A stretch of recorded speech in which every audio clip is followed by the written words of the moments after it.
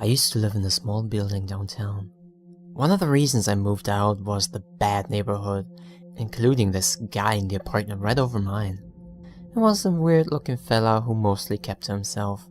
Around midnight, though, there was frequently a strange noise that got on my nerves. It wasn't loud, to be fair, but I've really liked sleep, so it was hard to get my eyes shut with those little bumping sounds going on and on. It reminded me of high heels walking about, but not as loud, as if the person causing the noise was actually trying to be silent. After a few days, I realized the pattern was always the same, like a recording played over and over, with random intervals in between. And that went on for the best part of a year. Always the same sequence of bumps, slowly tattooed into my mind, sometimes for hours straight during the night. It was only several years later, helping my daughter with her homework, that I learned a little bit of Morse code. She knocked on the table with her knuckles, and a shiver immediately went through my spine as I recognized that exact pattern. When I asked her what it meant, she laughed. "It's the easiest one, Daddy," she said. "It's the one to call for help."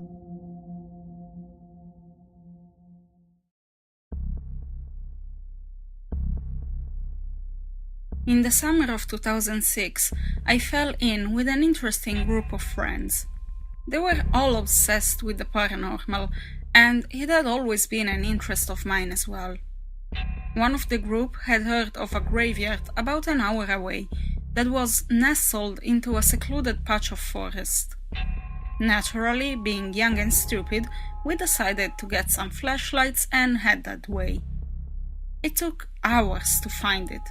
It was unmarked and hidden, down a dirt road with nothing else for miles.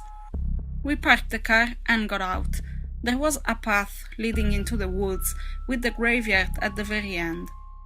It was small, only about 30 headstones in total, surrounded by trees and forgotten. The latest death date we could find was 1923. Once we were there, we really didn't know what to do next.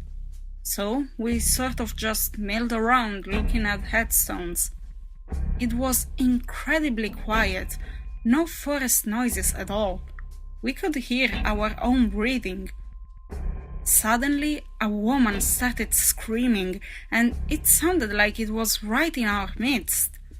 At first, it was just short, loud screams, but then it melted into words. We could hear her begging, screaming, "Please," and "No!" We all froze. I started to stumble backwards towards the path and the car, but two of my friends started towards the woods to look for the woman. The screams ended abruptly. The hair stood up on the back of my neck. My whole body was drenched in fierce sweat. There was a feeling of anticipation, like the static before a lightning storm. Then a gunshot rang out, making all of us scream. We took off running collectively towards the car. We jumped in and slammed the doors, and as we reversed away, the headlights caught a woman stumbling down the path. My friend yelled to stop backing up and leaned out the window, calling to the woman. He started to get out of the car, but she disappeared while we were talking to her. After that, we got the fuck out of there as fast as possible. I'd like to say we never went back and that we learned a lesson, but we went back every other weekend for almost a year.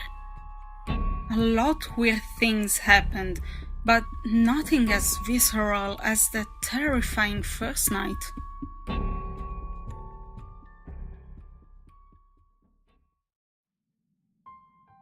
Jen and I love Halloween. We go all out when decorating our house and yard.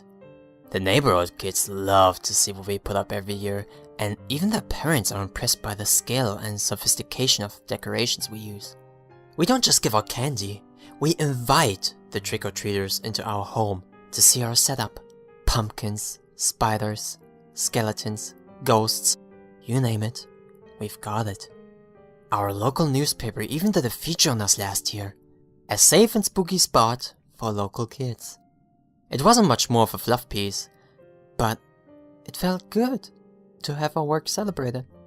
A project Jen's been working on over the last 15 years or so is her Halloween town of horrors. It's the centerpiece of our trick-or-treat trip around the house. The town takes up our whole dining room table, and it's a darker take on those big Christmas villages that people like to put out in December. The architecture is very Tim Burton-esque. Lots of strange-looking buildings, exaggerated colors, and blood splatters, while the townsfolk lurk in the shadows like little purple zombies and space aliens. As the years have gone by, Jen's taken her Halloween town from a couple of small buildings to the sprawling, popular Snagmarescape it is today. This year, Halloween came and went. We had a blast. Jen's Halloween town was a huge hit. Even adults from around the neighborhood came over to take a look. Jen loved the attention. She wanted to be an artist growing up, but sadly, it wouldn't pay the bills. As we cleaned the house, Jen picked up one of the townsfolk dolls. Its clothing had a little tear that needed to be fixed. Sighing good-naturedly, she gathered the rest of them into their box. I love those dolls. Their aesthetic works beautifully within the town Jen puts them in. They range in size from a raisin to a lemon. Some have distinguishable features, others don't.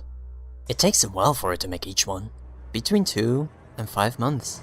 But her effort always yields a product that's perfect for Halloween. Until she can carry one to term, we both agree they shouldn't go to waste.